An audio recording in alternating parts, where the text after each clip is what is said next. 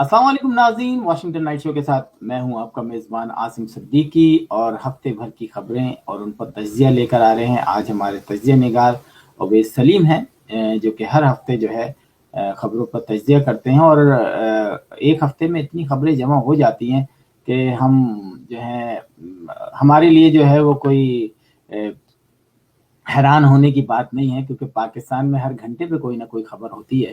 اگر دیکھا جائے تو کچھ خبریں ہمیں ذکر کرتے ہوئے بھی شرمندگی ہوتی ہے، کیونکہ پاکستانی عدالتیں جس طریقے سے سست رفتاری سے چل رہی ہوتی ہیں۔ ریپ کیسز میں ابھی 10 سال کے ایک بچے کو ریپ کیا اور ٹی وی پہ خبریں چل رہی ہیں، جس طریقے سے انٹرویوز چل رہے ہیں اس مجرمی کہوں گا، کیونکہ اس نے خود قبول لیا ہے کہ ہاں میں نے یہ کیا ہے۔ اور اس کے علاوہ ٹرین کے حادثات ہیں جو کہ کنٹینیوسلی جو ہے ہوتے چلے جا رہے ہیں۔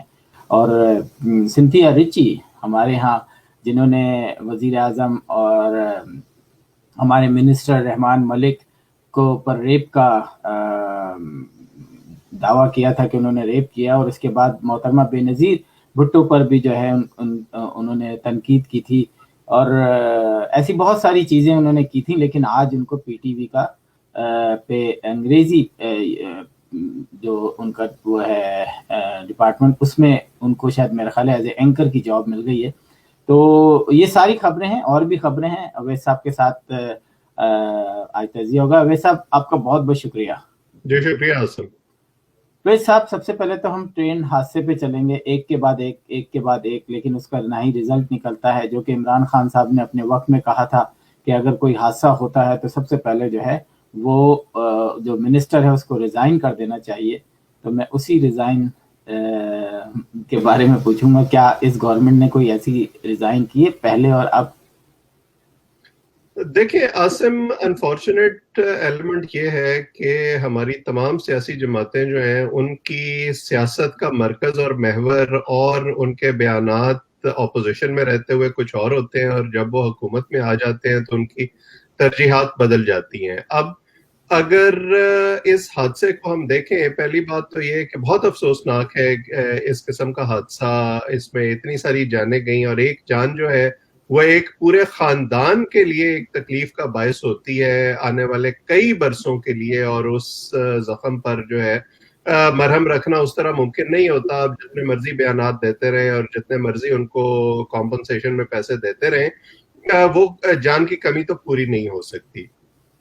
لیکن دیکھنا ہمیں یہ چاہیے کہ اس قسم کے واقعات ہوتے کیوں ہیں، اور ابھی تو ریل کا حادثہ ہمارے سامنے آیا ہے۔ ایک زمانہ تھا جب ہمارے یہاں، آپ کو یاد ہوگا، کہ ٹیررزم کے واقعات پے در پے ہوتے تھے، اور ہم یہ سوچتے تھے کہ آخر یہ کب ختم ہوگا۔ میں ذاتی طور پر اس وقت یہ سوچتا تھا کہ اگر ہم یہ سمجھ بھی لیں کہ یہ واقعات ختم ہو جائیں گے، اور جیسے کہ ہم سب جانتے ہیں کہ 70-80 ہزار سے زائد لوگ ٹیررزم کے واقعات میں اپنی جان سے گئے، کیا ہم نے کبھی یہ جاننے کی کوشش کی ہے کہ پاکستان میں دوسری قسم کے جو واقعات ہیں، کبھی ٹرین کا حادثہ ہو گیا، کبھی بس کا حادثہ ہو گیا، کبھی کوئی ڈوبنے سے کسی کی کشتی، کسی کی جان چلی گئی، کبھی کوئی عمارت گر گئی، کبھی کرنٹ لگ گیا، کبھی آگ لگ گئی۔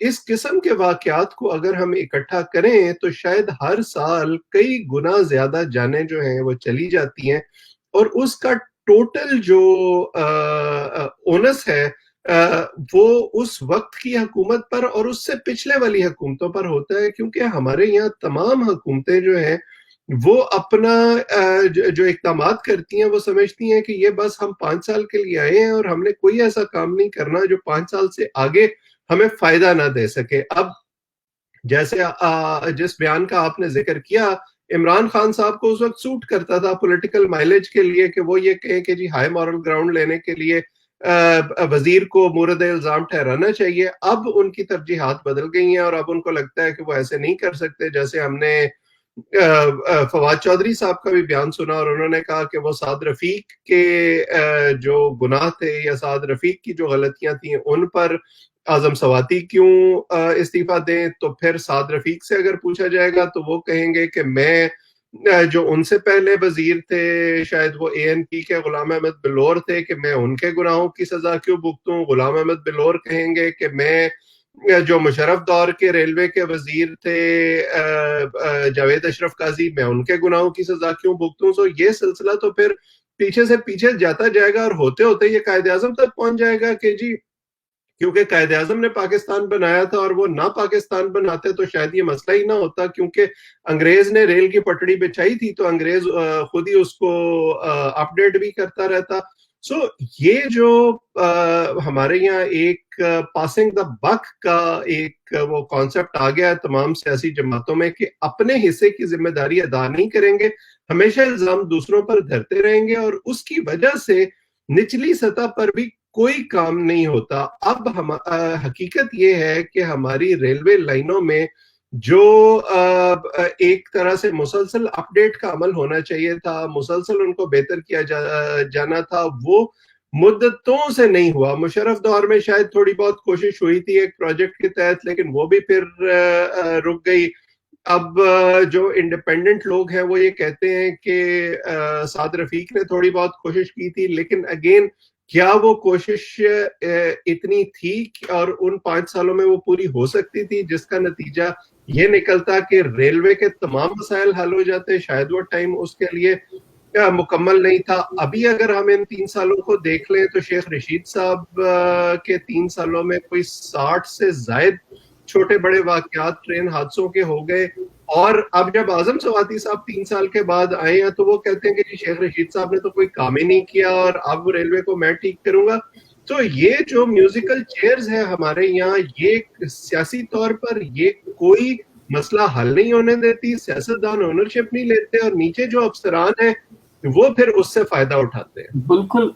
دیکھیں، اور پھر یہ کہ ہمارے ہاں نا سیکھنے کا عمل جو ہے نا وہ ہے ہی نہیں کسی بھی حادثات سے. ابھی وہ جو جہاز گرا تھا کینٹ میں، تو اس میں انہوں نے جو شہدا تھے انہوں نے پہلا وہ یہ کیا کہ جناب کوئی ایسا آپ کے پاس ملکی سطح میں فرسٹ رسپانس کا کوئی ایسا ادارہ ہونا چاہیے کہ اس قسم کے حادثات میں وہ فوراً رسپانس کرے اور وہاں پہ پہنچے. ان کے پاس ہیلی کاپٹر بھی ہونے چاہیے، اور وہ آپ پوری کی پوری آپ کے پاس جو آرمی کے ہیلی کاپٹر ہیں وہ پاکستان کے ہیلی کاپٹر ہیں، وہ ان کاموں میں آپ کو یوز کرنا چاہیے. تو یہ بھی بدقسمتی دیکھیے کہ آپ جب جہاز کو بجھاتے ہیں تو اس کو پانی سے بجھاتے ہیں، جو لوگ بچنے والے ہوتے ہیں اس کو بھی مار دیتے ہیں، اس پہ کوئی رسپانس نہیں ہوتا. ٹرین کا حادثہ ہوتا ہے 3:30 پر، اور اس کے بعد جب فرسٹ رسپانس 6 گھنٹے بعد وہاں پہنچتا ہے. تو یہ بھی ہمارے ملک میں ایک بڑا المیہ. خیر آگے چلتے ہیں. آگے جو ہے پاکستان کے اندر آپ نے دیکھا کہ ابھی حالیہ دنوں میں جس طریقے سے جرنلسٹوں کے اوپر ایک کے بعد ایک جو ہے وہ گمنام لوگوں نے جو ہے کچھ ایسے کوئی اٹھا کے لے گیا، کسی نے گھر میں گھس کے مارا، اور اس کے بعد جو ہے نجم سیٹھی کی اہلیہ جو ہیں جگنو محسن، ان کے اوپر جو ہے ان کو ہراساں کیا گیا. تو میں چاہوں گا کہ اویس سلیم صاحب تھوڑا سا اس پہ تجزیہ دیں کہ یہ رکنے والا سلسلہ ہے یا پسند ناپسند کے سلسلے کو یہ جاری رکھیں گے؟ جی افسوسناک واقعہ ہے. جگنو محسن جو ہے وہ ظاہر ہے پاکستان میں ایک پرومیننٹ نام ہے، نجم سیٹھی کی اہلیہ ہیں، لیکن ان کا اپنا جو صحافتی قد ہے اور سیاسی قد ہے ان کے علاقے میں وہ خاصا بڑا ہے. بظاہر جو اس کی تفصیلات سامنے آئی ہیں اسے کیونکہ وہ ایم پی اے بھی ہیں، پنجاب اسمبلی کی ممبر ہیں، سو ان کے آبائی حلقے میں اکاڑا کے قریب اس کو وہ ایک حلقے سے منتخب ہوئی ہیں. وہاں پر جو ان کی سیاسی دشمنیاں ہیں اس کا شاخسانہ اس کو قرار دیا جا رہا ہے. اور اگر ایسا ہے تب بھی یہ ہمارے قانون نافذ کرنے والے اداروں کے لیے یہ ایک چیلنج ہے. لیکن اس کے ساتھ ساتھ جس قسم کے لبرل پروگریسو ویوز وہ رکھتی ہیں، اور وہ بھی بہت سارے لوگوں کو پسند نہیں آتے، جس کی وجہ سے ہم نے دیکھا ہے کہ نجم سیٹھی صاحب بھی تنقید کا نشانہ بنتے رہتے ہیں. سو میں رول آؤٹ نہیں کروں گا کہ کہیں نہ کہیں اس کا بھی تھوڑا بہت تعلق اس حملے سے ہو. اور جیسے آپ نے ذکر کیا کہ اس سے پہلے بھی اس قسم کے واقعات تواتر سے ہوتے چلے آ رہے ہیں. سو عمومی طور پر لا اینڈ آرڈر بہتر ہونا چاہیے، پولیس کو، قانون نافذ کرنے والے اداروں کو اپنا کام کرنا چاہیے، لیکن اس قسم کے جو واقعات ہیں خصوصی طور پر صحافیوں کے ساتھ اور ایک انڈیپینڈنٹ سوچ رکھنے والے لوگوں کے ساتھ جو ہو رہے ہیں ان کا بھی تدارک بہت ضروری ہے. سو میں امید کرتا ہوں کہ پنجاب پولیس جو ہے اور جو ذمہ دار ادارے ہیں وہ اس حوالے سے اپنا کردار ادا کریں گے. جی تھینک یو. آپ کا یہ اس پہ تجزیہ تو مجھے لگتا ہے ہم ہر ہفتے دیں گے، کیونکہ ہر ہفتے کوئی نہ کوئی کسی نہ کسی طریقے سے جو ہے اس کو ہراساں کیا جاتا ہے. یہاں پر ہم چھوٹی سی ایک اور بات کرتے چلے جائیں کہ آج ٹی وی کی جو عاصمہ شیرازی ہیں، ان کو جو ہم نے فیس بک پہ دیکھا کہ بہت زیادہ ان کے خلاف باتیں کی گئیں. تو میں چاہوں گا کہ چھوٹا سا آپ عاصمہ شیرازی کے بارے میں کہیں کہ کیا انہوں نے ایسا لفظ بول دیا تھا جو کہ ہمارے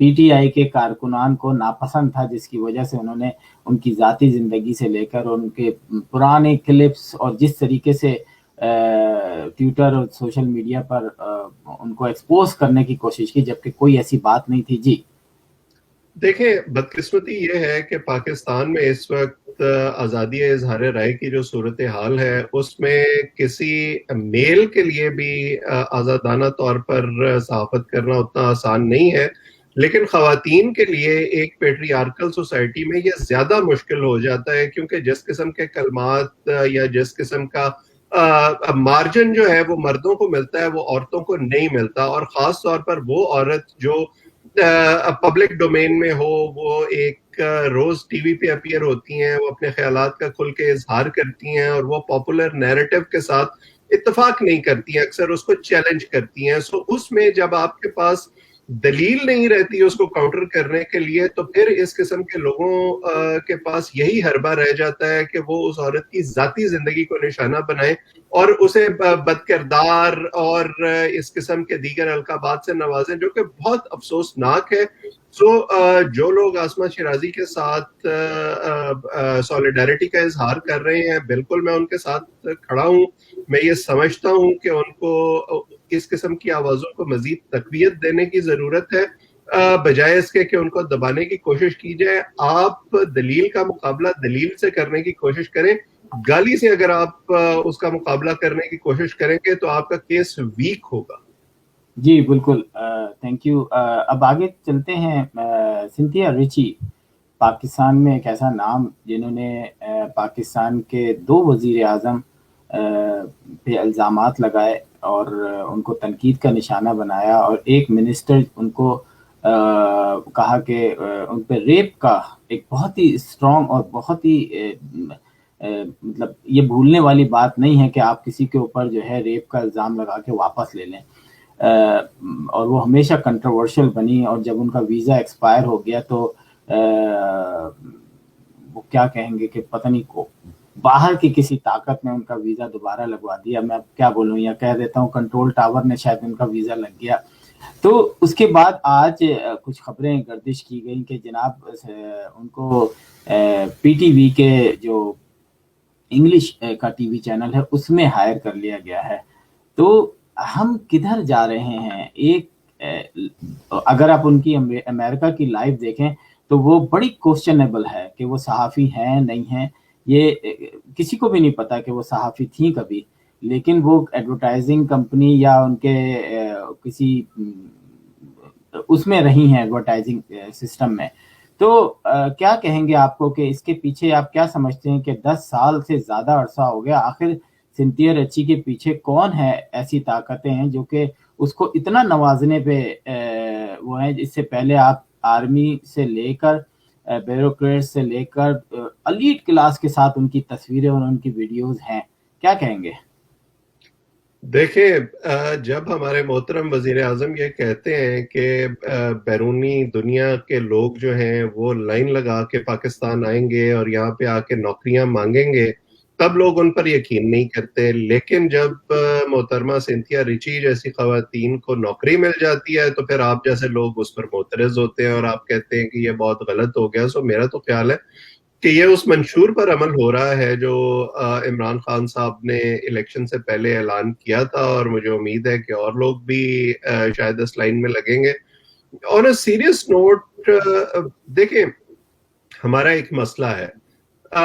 اس وقت ہم ایک پروپیگنڈا کی اور جس کو پوسٹ ٹروتھ ورلڈ ہے اس میں رہ رہے ہیں، جس میں بہت سارے محاذوں پر جو ہمارے نظریاتی سرحدوں کے محافظ اپنے آپ کو کہتے ہیں, وہ لڑنے کی کوشش کرتے ہیں اور وہ سارے فرنٹیئرز فتح کرنے کی کوشش کرتے ہیں. سو اس میں سے ایک جو ہے وہ سوشل میڈیا کے نیریٹو کا یا ویسٹرن ورلڈ کے نیریٹو کا محاذ بھی ہے, اور اس پر ہمارا بطور ایک قوم مسئلہ یہ ہے کہ ہم جو گوری چمڑی ہے اس سے بہت زیادہ کمپلیکسڈ ہیں. ہم اگر کوئی پاکستانی کوئی براؤن چمڑی رکھنے والا ایک بات کہے گا تو شاید اس سے اتنے زیادہ متاثر نہیں ہوتے جتنا کسی گورے سے یا گوری سے متاثر ہوتے ہیں. اور بہت سارے انٹرویوز میں سنتھیا ریچی صاحبہ بھی اس بات کا اظہار کر چکی ہیں. سو مجھے لگتا ہے کہ ان کو پرواہ ہے, ان کو معلوم ہے کہ ان کا ایڈوانٹیج کیا ہے اور وہ اس کو پوری طرح سے ایکسپلائٹ کر رہی ہیں. اور یہی میرا خیال ہے یہاں پہ یہ کمپیریزن بھی ہم ڈرا کر سکتے ہیں. آپ جیسے پہلے بات کر رہے تھے آسمہ شیرازی صاحبہ کی, آسمہ شیرازی صاحبہ صرف اس لیے ایکسیپٹیبل ہیں اس معاشرے میں, صرف اس لیے ایکسیپٹیبل نہیں ہیں اس معاشرے میں کیونکہ وہ پاپولر نیریٹو کو چیلنج کرتی ہیں, اور سنتھیا ریچی پاکستانی نہ ہونے کے باوجود صرف اس لیے ایکسیپٹیبل ہیں کیونکہ وہ پاپولر نیریٹو کو انڈورس کرتی ہیں, وہ سرکاری سچ کو انڈورس کرتی ہیں, اس کو پروپیگیٹ کرتی ہیں. اور میرا خیال ہے کہ یہ آپ نے بھی اس طرف اشارہ کیا, لیکن کسی کے لیے بھی یہ سمجھنا مشکل نہیں ہے کہ ایسا وہ کس کے اشارے پر کر رہی ہیں. سو یہ ایک افسوسناک ٹرینڈ ضرور ہے, لیکن یہ ایک ایسا ٹرینڈ ہے جو اس وقت پوری دنیا میں چل رہا ہے کہ آپ پروپیگنڈے کو استعمال کریں اپنے ایجنڈے کو آگے بڑھانے کے لیے, اور اس کو اتنا زیادہ اس کی ڈرم بیٹنگ کریں کہ اصل سچ جو ہے وہ کہیں بہت پیچھے رہ جائے. بالکل, آپ نے بہت ساری باتیں جو ہیں وہ ایک چھوٹے سے جملے میں بند کر دی, اور میرا خیال ہے ہمارے ناظرین سمجھ گئے ہوں گے کہ پاکستان میں کس قسم کا پروپیگنڈا کیا جا رہا ہے, کس قسم کی سیاست ہو رہی ہے. اب چلتے ہیں انٹرنیشنل. ہم نے دیکھا امریکہ کے اندر اسلامی فوبیا کا ایک بڑا وہ ہوا, پھر دنیا میں ہم نے دیکھا کہ اس کا ایک خاص ورڈنگ چلی ہیش ٹیگ کے ساتھ اور یہ ساری چیزیں. پھر امریکہ کے اندر مختلف مقامات پر ہم نے دیکھے کہ کس طریقے سے جو ہے, جیسے سن برنیڈو کا واقعہ اور دوسرے ایسے واقعات ہیں, لیکن امریکن گورنمنٹ نے بڑے اچھے طریقے سے اس کو سنبھالا. ٹرمپ کے دنوں میں اس کو ہائپ دی گئی, لیکن اتنا زیادہ کچھ نہ ہو پایا جتنا وہ چاہتے تھے. لیکن بائیڈن کے آتے ہی ساتھ جو ہے, اس سے پہلے بھی جو ایکس ہمارے پریزیڈنٹ تھے اوباما, انہوں نے بھی کافی کنٹرول کیا. لیکن کینیڈا میں کچھ دن 2-3 دفعہ ایسے واقعات ہو چکے ہیں کنٹینیوسلی, اور اس دفعہ کینیڈین وزیر اعظم نے بڑے آ کے باقاعدہ پریس کانفرنس کی, اور انہوں نے اس چیز کو دہشت گردی قرار دیا گیا اور اس کو گرفتار بھی کر لیا گیا ہے. تو میں سمجھتا ہوں کہ یہ پریزیڈنٹ کا جو بات ہے, انہوں نے بڑا اسٹرانگ اس کا ایکشن لیا ہے, اور جو مسلمان کینیڈا میں رہتے ہیں ان کو بڑا اسٹرانگ میسج دیا گیا کہ ہم آپ کی حفاظت کریں گے. میں چاہوں گا کہ آپ کا تجزیہ اس پہ کیا ہوگا, کہ آپ اس کو کس طریقے سے دیکھتے ہیں اور پرائم منسٹر کے اس اقدام کو کیسے دیکھتے ہیں. جی عاصم, دیکھیں یہ جو موجودہ واقعہ ہے بہت افسوسناک ہے, اور اس بچے کے لیے جو ابھی زخمی ہے یا اس بچے کے دادا کے لیے جو فیملی کے شاید واحد سروائیور اب رہ گئے ہیں, ان کے لیے یہ ایک بہت مشکل مرحلہ ہے. سو میں دعا کرتا ہوں کہ ان کی زندگی آگے جو ہے وہ اچھی گزرے. لیکن یہ ایک آئسولیٹڈ واقعہ نہیں ہے. اتفاق یہ ہے کہ اس فیملی کا تعلق پاکستان سے تھا, وہ مسلمان تھے, اس لیے ہمیں یہ لگ رہا ہے کہ شاید یہ اسلاموفوبیا ہے. ورنہ اس سے پہلے جیسے آپ نے سین برنارڈینو یا اس سے پہلے فلوریڈا میں جو واقعات ہوئے یا کیلیفورنیا میں جو واقعات ہوئے, اس میں ایک واقعے میں تو ایک سکھ گردوارے کو نشانہ بنایا گیا تھا. ابھی کچھ عرصہ پہلے تواتر سے پچھلے سال ایسے واقعات ہوئے جن میں سیاہ فام لوگوں کو نشانہ بنایا گیا تھا. سو یہ جو اوور آل ایشو ہے نا, یہ وہی وائٹ سپریمیسی اور ریسزم کا ہے ان ملکوں میں, جن کچھ افراد کو یہ لگتا ہے کہ شاید مائنورٹیز جو ہیں وہ اگر ان کے ملک میں آ گئی ہیں تو وہ اس ملک پر قبضہ کرنے کی کوشش کر رہے ہیں, اور وہ غصہ جو ہے جس کو سیاستدان اپنے مقاصد کے لیے استعمال کرتے ہیں, ہم نے ٹرمپ کی شکل میں دیکھا کہ انہوں نے اس غصے کو اپنے سیاسی مقاصد کے لیے استعمال کرنے کی کوشش کی. ہم نے یورپ میں ایک خاص ویو دیکھی ہے کہ اس کو سیاسی مقاصد کے لیے استعمال کیا جا رہا ہے. اس سے ہوتا یہ ہے کہ وہ اس سینٹیمنٹ کو جو ہے بار بار پرووک کرتے رہتے ہیں، جس کی آپ کو پھر مختلف شکلوں میں اس قسم کے واقعات میں اس کی مینیفیسٹیشن نظر آتی ہے. ہاں، حکومتوں نے اب یہ ضرور کیا ہے، جیسے آپ نے صدر اوباما کا ذکر کیا یا اب صدر بائیڈن کا ذکر کیا، کہ وہ اس کو ہیٹ کرائم کے طور پر ڈیل کرنے کی کوشش کرتی ہیں اور سخت اس پر ریاکٹ کرتی ہیں. میں سمجھتا ہوں کہ اچھا ایک سٹیٹمنٹ ہے جسٹن ٹروڈو کا بھی، کہ انہوں نے اس پر ایک واضح ایمفیٹک موقف لیا ہے اور انہوں نے اسلامو فوبیا کا لفظ استعمال کر کے نہ صرف ایک طرف کمیونٹی کو سیٹسفائی کرنے کی کوشش کی ہے کہ ہم آپ کے سینٹیمنٹ سے اتفاق کرتے ہیں، بلکہ دوسری طرف انہوں نے اس قسم کا جو خر دماغ رکھنے والے جو لوگ ہیں اس معاشرے میں، ان کو بھی پیغام دینے کی کوشش کی ہے کہ اس کو ٹالریٹ نہیں کیا جائے گا. لیکن یہ جو مسئلہ ہے یہ بہت زیادہ ڈیپ روٹڈ ہے اور مجھے نہیں لگتا کہ یہ جلدی اس کا کوئی علاج ہونے والا ہے. اس کے لیے پورے معاشرے میں ایک طرح سے لوگوں کو آگاہ کرنے کی ضرورت ہے، لوگوں کو ایک پیج پر لانے کی ضرورت ہے، قانون کو زیادہ مؤثر بنانے کی ضرورت ہے. قانون نافذ کرنے والے ادارے جو ہیں جیسے پولیس ہے، مطلب پولیس سے تو آپ یہ ایکسپیکٹ نہیں کرتے کہ وہ ڈفرینشیٹ کرے گی کہ وہ کس سے ڈیل کر رہے ہیں. لیکن بہت ساری ریسرچ اس طرح کی ہو چکی ہے جس میں یہ سامنے آیا ہے کہ پولیس والے جب کسی وائٹ اسکن رکھنے والے سے انٹریکٹ کرتے ہیں تو ان کا رویہ اور ہوتا ہے، جب کسی براؤن اسکن رکھنے والے سے انٹریکٹ کرتے ہیں تو ان کا رویہ کچھ اور ہوتا ہے. سو اس کے لیے ابھی بہت زیادہ کام ہونا باقی ہے اور اس قسم کے واقعات ہمیں یہ یاد کراتے رہتے ہیں، حکومتوں کو یہ یاد کراتے رہتے ہیں کہ ہر ایک کو ابھی بہت سارا سفر اور طے کرنا ہے. چلیں اب آخری سوال کی طرف بڑھتے ہیں کہ سی آئی اے کے ڈائریکٹر جو ہیں وہ پاکستان گئے اور انہوں نے آرمی چیف اور آئی ایس آئی چیف سے ملاقات کی، اور بھی شاید کوئی لوگوں سے ملاقات کی ہوگی انہوں نے. لیکن 11 ستمبر جو ہے وہ ایک ایسا دن ہے جس کے بعد جو ہے بہت ساری تبدیلیاں ہم دیکھیں گے کہ ایشیا اسپیشلی ساؤتھ ایشیا کے اندر جو ہوں گی. تو آپ اس وزٹ کو کیسا سمجھتے ہیں؟ کیونکہ جو سوشل میڈیا پہ بہت ساری چیزیں آ رہی ہیں کہ بہت سارے نئے کانٹریکٹ سائن کیے جائیں گے یا اس طرح، لیکن بعض جو تجزیے ہیں وہ یہ کہتے ہیں کہ نہیں، ایسا نہیں ہوگا. اگر کچھ ایسا ہوگا تو پھر جو ہے وہ ایک نئی وار کا سلسلہ شروع ہو جائے گا جو کہ مسلمانوں کے ساتھ ہوگی. کیا کہیں گے اس پہ؟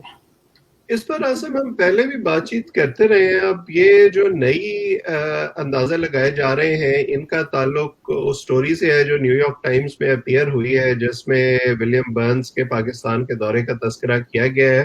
مجھے ایسے لگتا ہے کہ چیزیں ابھی بہت زیادہ فلکس میں ہیں اور دونوں جو فریق ہیں اس میں، پاکستان، امریکہ اور ایون افغانستان، وہ اپنے اپنے لینز سے اس کو اپروچ کرنے کی کوشش کر رہی ہیں.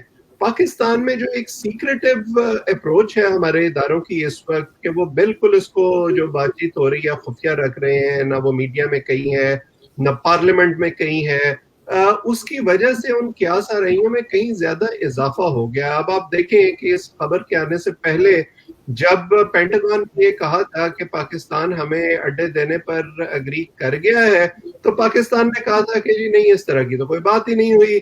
اب جب یہ خبر سامنے آ گئی ہے اور اس میں یہ کہا گیا ہے کہ بات چیت ابھی ہو رہی ہے اور اس میں کہیں تھوڑا بہت ڈسکنیکٹ ہے، تو ہمارے طرف سے یہ کہا گیا کہ نہیں کوئی ایسی بات نہیں ہو رہی. سو اس کا مطلب ہے کہ کہیں نہ کہیں کچھ ہو ضرور رہا ہے جس سے دھواں اٹھ رہا ہے. اور میرے ذاتی اندازے میں شاید جو کنڈیشنلٹیز ہیں کہ ہم امریکہ سے کیا ڈیمانڈ کر رہے ہیں اور امریکہ ہم سے کیا ڈیمانڈ کر رہا ہے، اس میں شاید کہیں ابھی کوئی ایسا تعطل ہے کہ دونوں فریق جو ہیں ان پر راضی نہیں ہو رہے. ہمیں دیکھنا ہوگا کہ آگے چل کر اس میں سے کیا نکلتا ہے. یہ بات طے ہے کہ امریکہ چاہے افغانستان سے نکل بھی رہا ہے لیکن وہ انخلا اس طرح کا نہیں ہوگا جیسا پہلی افغان جنگ کے بعد ہوا تھا کہ وہ بالکل सारा कुछ अबैंडन करके बाहर निकल आए थे, और इस दफा भी जो खदशात जाहिर किए जा रहे हैं कि अगर अमेरिका पूरी तरह अफगानिस्तान से निकल गया तो शायद फिर वो सारा इंफ्रास्ट्रक्चर जो उन्होंने अफगानिस्तान में खड़ा किया है वो धड़ाम से नीचे गिर जाएगा, जो अफगान हुकूमत है वो गिर जाएगी और तालिबान इवेंचुअली टेक ओवर कर लेंगे। मुझे लगता है कि अमेरिका इस किस्म का कोई खतरा मोल नहीं लेना चाहता। वो कहीं ना कहीं अपना थोड़ा बहुत रोल जो है वो खित्ते में रखेंगे, अफगानिस्तान में रखेंगे, और उसके लिए उनको ये जरूरत है कि खित्ते के दूसरे ममालिक, जिसमें सिर्फ पाकिस्तान नहीं है, उसमें भारत भी शामिल है, उसमें चीन भी शामिल है, उसमें रूस भी शामिल है, वो कहीं ना कहीं आपस में इस तरह की एंगेजमेंट करें जिसकी वजह से अफगानिस्तान में अमन का क्याम मुमकिन हो। सो ये सारी चीजें जो है ये अभी थोड़ी सी फ्लूइड है, इनकी कोई बाकायदा शक्ल मुझे लगता है आइंदा कुछ अरसे में निकलेगी।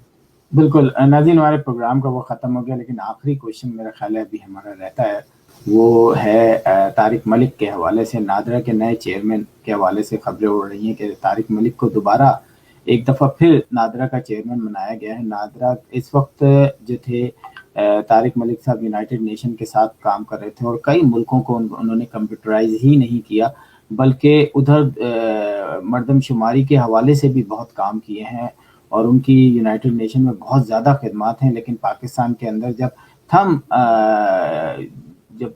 मुस्लिम लीग की हुकूमत थी, नवाज शरीफ की हुकूमत थी, तो इलेक्शन के ज़माने में जब उन्होंने कहा कि मैं मालूम कर सकता हूँ कि थंब इम्प्रेशन के ज़रिए कि ये वोट जाली हैं क्या नहीं है, तो उसके बाद उन पे कुछ दबाव डाला गया और उसके बाद जो है कहते हैं, मुबैना खबर है कि उनके बाद उनको उस मुल्क से जो है वापस अमेरिका की तरफ आना पड़ा। लेकिन एक दफ़ा फिर वो नादरा के चेयरमैन बने। मैं चाहूँगा कि आप इस पे कोई छोटा सा अपना तजिया करें। देखें, आपकी बात इस हद तक तो ठीक है कि मुस्लिम लीग नून की हुकूमत में उनके साथ कुछ ज़्यादा अच्छा नहीं हुआ, और इन्हीं तमाम वजूहात की बिना पर उन्हें न सिर्फ नौकरी से हाथ धोना पड़े बल्कि उनके खिलाफ मुकदमात कायम किए गए, उन्हें इतना ज़्यादा तंग किया गया कि उन्हें इवेंचुअली मुल्क छोड़ना पड़ा। अगरचे उनका काम जो उस वक्त था नादरा को मॉडर्नाइज करने के लिए और उस काम को बतौर मॉडल कई मुल्कों में इस्तेमाल किया जा रहा था, वो बहुत अच्छा था और उस पर आगे जाकर मजीद बिल्ड किया जा सकता था। आप अपना जो टैक्स का निज़ाम है उसको उससे मुंसलिक कर सकते थे, अपनी टैक्स बेस बढ़ा सकते थे, मगर ऐसा नहीं हुआ क्योंकि हमारी हुकूमतों की तरजीहात जो हैं वो ज़्यादातर सियासी होती हैं। जैसे मैंने शुरू में कहा, वो स्ट्रक्चरल रिफॉर्म्स पर इतना ज़्यादा यकीन नहीं रखती। सो अगर वाकई पीटीआई की हुकूमत उन्हें वापस लाने और उनकी सलाहियतों से इस्तेफादा करने के बारे में सोच रही है तो मेरा ख्याल है कि ये एक अच्छा कदम है। देखना अब इसमें यह होगा कि क्या पीटीआई की हुकूमत यह अफोर्ड कर सकती है कि इस किस्म की ट्रांसपेरेंसी और इस किस्म की डिजिटाइजेशन के नतीजे में जिन कार्टल्स पर हाथ पड़ेगा और पीटीआई के सियासी मफादात पर ज़रब पड़ेगी, क्या पीटीआई उसको कबूल करने और उससे डील करने के लिए तैयार है? अगर ऐसा है तो मेरा ख्याल है कि ये बहुत अच्छा कदम होगा। बिल्कुल नाज़रीन, हम आपको बताते चले, हमारे वाशिंगटन स्टूडियो में तारिक मलिक साहब आए थे और हमें इंटरव्यू में उन्होंने ये बात भी कही थी कि पाकिस्तान के अंदर जो जेलें हैं उनके अंदर जो मुजरिम हैं एक बड़ी तादाद में असल मुजरिम नहीं है, और उन्होंने कोशिश की थी कि उस चीज़ को भी कंप्यूटराइज करें, लेकिन उनको काम करने नहीं दिया गया। तो आया देखते हैं कि पीटीआई की हुकूमत उनको फ्री हैंड देती है या सिर्फ अपने मकसद या मकासद के लिए इस्तेमाल करती है। अवैस सलीम साहब, आपका बहुत बहुत शुक्रिया। आखिर में कुछ कहना चाहेंगे क्लोजिंग से पहले? देखिए, आखिर में बस मैं इतना कहना चाहता हूँ, क्योंकि हम ये लंदन ओंटारियो वाले वाक़े की बात कर रहे थे, ये इस पर जो गुस्सा जाहिर किया जा रहा है वो बहुत जायज़ है। इस पर हमें अपना मुकदमा वेस्ट के सामने पेश करना चाहिए, लेकिन मुझे लगता है कि ये एक मोमेंट ऑफ रिफ्लेक्शन भी है कि जब इस किस्म के वाक़यात पाकिस्तान में अक़लियतों के साथ होते हैं और हम उसको जस्टिफाई करने की कोशिश करते हैं कि नहीं नहीं ये तो एक आइसोलेटेड इंसिडेंट है और हम तो बड़ा पुरअमन मुआशरा है और ये करने वाले जो हैं शायद इनका ताल्लुक ये पूरे मुआशरे को रिप्रेजेंट नहीं करते, तो हमें थोड़ा सा अपने गिरेबान में भी इस वक्त झांक के देखना चाहिए कि हमारे मुल्क में जो अक़लियतें हैं वो किस किस्म की फ़ज़ा में सांस ले रही हैं। बिल्कुल, थैंक यू सो मच आपका। اینڈ ناظرین انہی الفاظوں کے ساتھ جو ہے عاصم صدیقی کو اجازت دیجیے. خدا حافظ.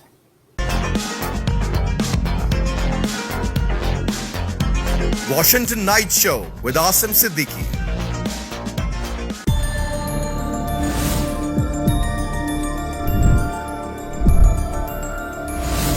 You are watching Capital TV Washington. The best South Asian TV channel in North America.